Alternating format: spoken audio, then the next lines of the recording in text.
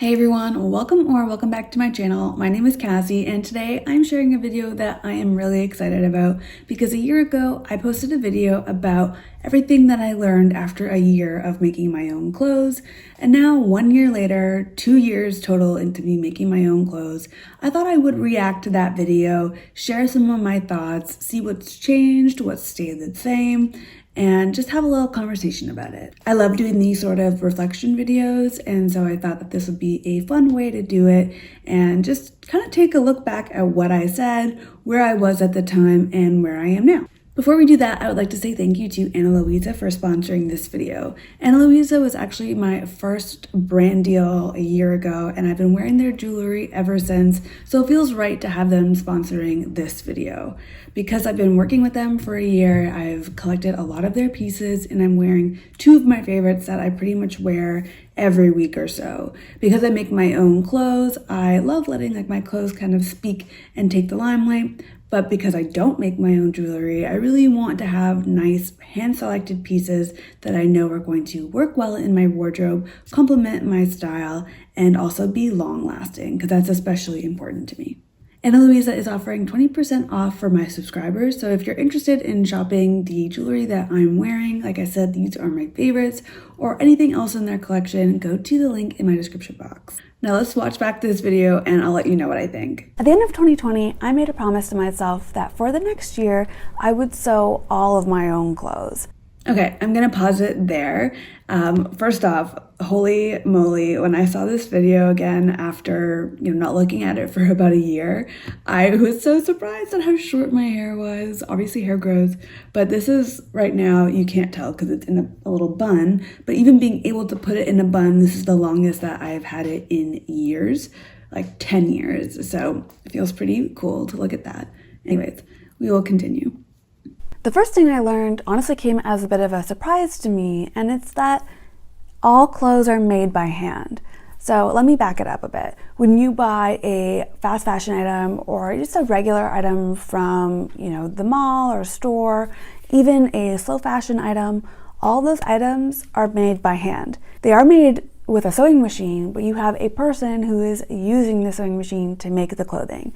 You have people who are using tools to cut the fabric. You have people who are piecing them together, who are doing all of that hard work to make a garment come from a piece of fabric and turn into something that you can wear. I'm gonna pause it there because this is something that I still think about a lot. Obviously, when I was making this video, it was a newer revelation, something that I learned about the clothing industry. But after learning that, it has really informed how I look at clothes, how I buy clothes, and how I would like to be making clothes. I rarely buy anything ready to wear because I'm not only looking at, how it's made, the fabric, the construction, the finishings, all of that, but I'm also looking at the price and I'm thinking about the people who made it. Something is made in a way that seems like it's going to break easily, if the construction seems poor. I now sort of have the background to know that it's not necessarily the sewists. These are really skilled sewists. These are skilled workers. It's usually because they are being pressured to sew quickly and sew in quantity rather than quality. And while, I don't necessarily have an employer that is breathing down my neck to try to get out as many pieces as possible, I have sort of fallen victim to the social media game that has, made me feel like I need to be producing things to share relevant content, to share new things that I've made, and as a result, some things have, sacrificed quality because of that. And so that is something that I want to be more conscious of this year, is really being more mindful and slowing things down, but we'll get to that further on in the video. Let's move on. The second thing I learned is sort of on the same topic as, fast fashion or buying clothes in stores. For me, it was a thrift store, but it made me really look my shopping addiction in the eye and really changed my perception over the past year of shopping and what it was actually doing for me. So as I mentioned, I primarily thrifted my clothes, and so when I was feeling down, or if I was feeling happy, or if I was bored, I would just pop into the thrift store and buy something new to add to my wardrobe. When I was making my own clothes, I vowed to do less of that And what I noticed was that it shifted into, not so much buying clothes at the thrift store, but buying fabrics or patterns and making plans for sewing that didn't actually fit into what I wanted out of my wardrobe. I was just buying sort of to replace the buying that I was doing before. I really appreciate that I had this point of view and also the self-awareness to bring it up at the time. And I'm really, really pleased that this has sort of, fixed itself for the most part, that now when I am planning, I am choosing things, or I'm choosing patterns and choosing fabrics together, and when they arrive, I am making those things. Of course, there's always exceptions, you get excited and distracted by something and all of that, but I have really noticed that there's been a slowdown in that, and I'm also not thrift shopping as much anymore, and I'm just overall trying to be more intentional, and I would say that sort of resolution or that tactic of being more mindful has really played out over this past year. So I'm very pleased to see that looking back on this. The next lesson that I learned is that the insides of a garment are as important as the outside of a garment. Okay, I'm going to stop it there because I think that is pretty self-explanatory. I don't need to go into everything that I said. And I will confess that this is something I have not been good at this year. I have not been good with my seam finishes. I used to, when I was first learning how to sew, I did everything with French seams. I did flat felt seams. I was binding my seams even. And this year I dropped the ball of it. I will say I got a little bit caught up in trying to make things. And I got really excited by the projects, but it meant that I wasn't taking the time to finish things properly. And so I really, really, really want to do that this year because, like I said, I am noticing that, the finishes are coming undone or because I didn't properly finish the seams, those are unraveling. There's holes that are coming out, and maybe I wasn't paying attention to my seam allowances. So there's a part that has created a hole in the seam.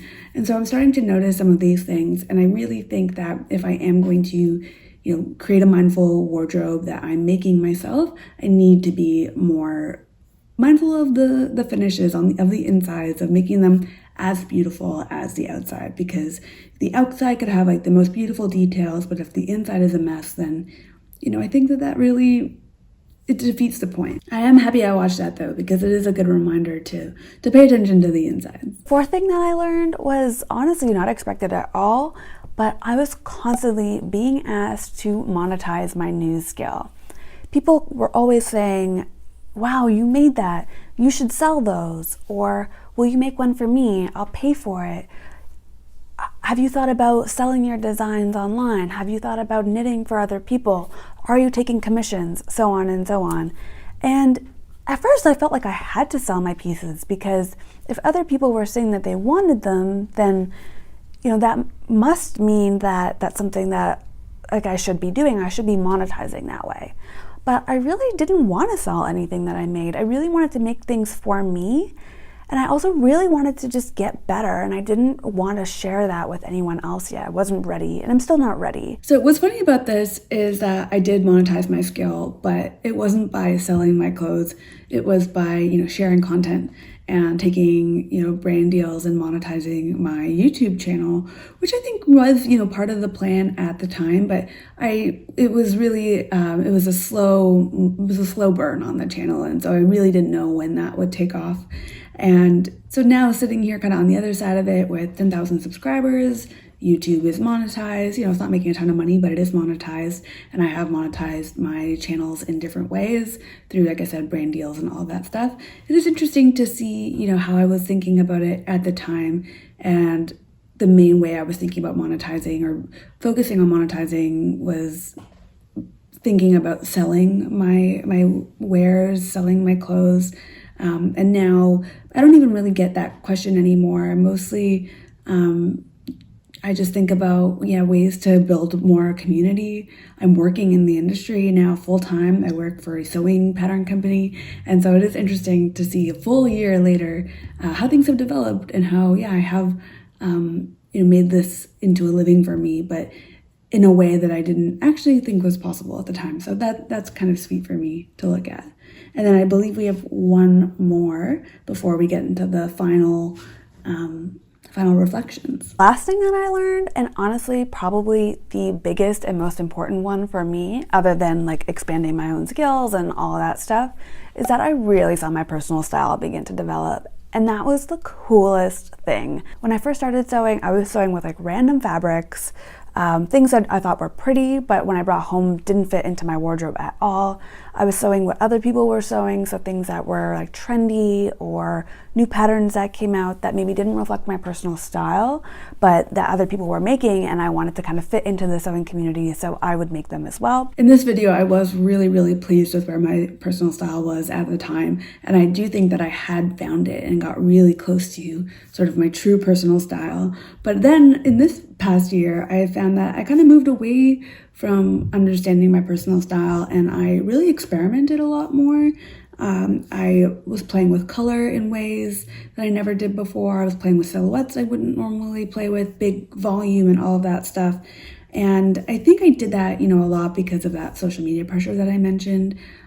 Whenever there was a new pattern, I would want to try the new pattern. Whether there was a bright fabric that was like eye-catching, I thought I would, use that fabric. I was doing that because I knew that it performed well, honestly, on Instagram and on YouTube and TikTok and all of that. I knew that it was photographically beautiful and eye-catching. And so that was a big motivation for me for a little while I was trying to, make money off of sharing my content and sharing my personal style and sharing my makes.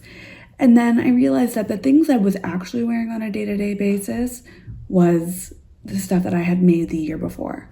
It was the things that were a bit more neutral, a bit more muted, things that I really enjoyed the quality of because I had put a lot of time and effort into them.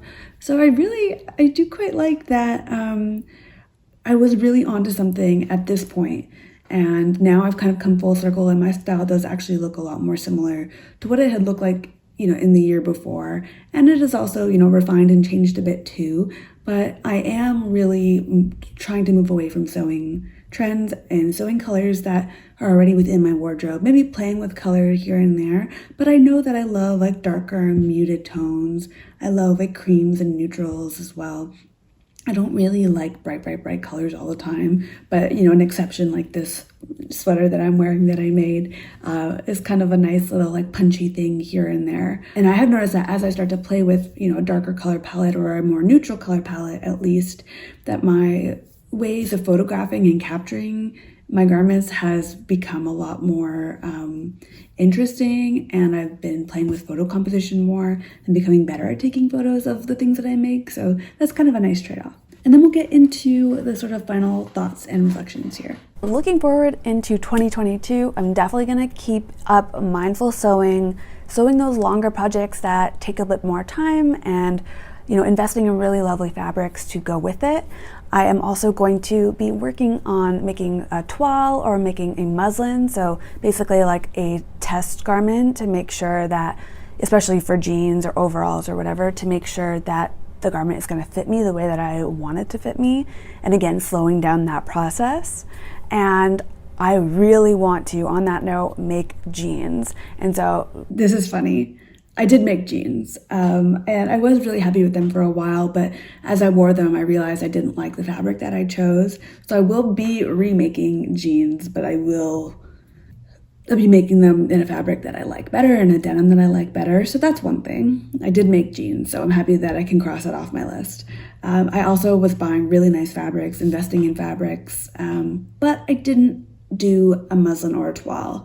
And I'll be honest, I didn't also really do slow sewing as I said that I would. I think I was really, like I said, I was wanting the gratification of sewing projects quickly. I wanted to share things. I wanted to build a me-made wardrobe sort of quickly. And I kind of lost that spirit. I lost the ethos of what I was talking about in that video. But I do really want to this year get into making longer term projects. And I have a few ideas for how I want to do that. I really want to make a tailored coat. I really want to make the overalls that I've been talking about making, the railroad stripe Jenny overalls that I've been thinking about for ages. And a few other projects as well. I know there's always going to be those quick makes on there, and I really like making those. And I think it's fun to have those little quick wins. but I also do really want to slow it down and, like I said, pay attention to all the details on the inside and the out. And then one thing that I didn't bring up in this video is my love of knitting that has sort of emerged. I was knitting at the time, but not as intensely as I am now. Knitting, I'm probably doing more knitting than I am sewing, but I'm a much slower knitter, so you don't always see the progress behind that. And I've really enjoyed taking my time with my knitting. I think maybe the reason why my sewing has sort of I was quick and wanted quick wins was because I was knitting and having these slow burn projects. So maybe trying to find a bit more of a balance, sewing something longer term or sewing something that's a bigger project, and then maybe knitting something smaller like a sock or something that is a bit quicker to balance it all out. Or, just seeing how I feel and going with my moods and all of that, but still taking the mindful philosophy. But it was really interesting to look at all of this. And I think that overall, I do really share the sentiments of what I was saying. And I'm really proud that I've stuck with this hobby and I've stuck with this channel. And I'm really looking forward to the new year. So I wanted to say thank you for being here. We are at 10K on this channel. That's really cool. I honestly did not know if we would get there, and I'm really happy that we did. But it's just, it's just numbers. And what really matters to me is that I'm sharing things that you want to see. And so I would love to know if there's anything that you want to see from this channel in the future. Let me know in the comments. And then I also wanted to say thank you to Louise again for sponsoring this video. If you are interested in shopping anything that I'm wearing, like I said, both my earrings are from Louise. You can go to the link in my description box. Click it there, 20% off for my followers. You can shop what I'm wearing or, shop any of the pieces on the website.